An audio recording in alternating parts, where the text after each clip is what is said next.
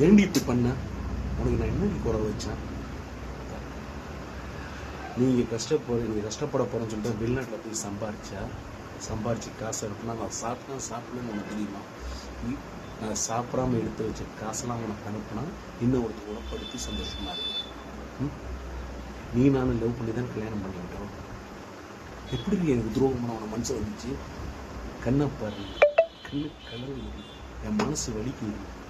உனக்கு நீ என் உயிர் நினச்சி நாங்கள் போய் கஷ்டப்பட்டுருக்கோம். ஆனால் இன்னைக்கு நீ அவன் கூடயே கொடுப்ப. இதை நான் வேடிக்கை பார்க்கணும். என் காசு நீங்கள் 2 பேரும் நல்லா செலவு பண்ணி ஜாலியாக இருப்பாங்க. ஆனால் வாயில் சுப்பிட்டு போகணுமா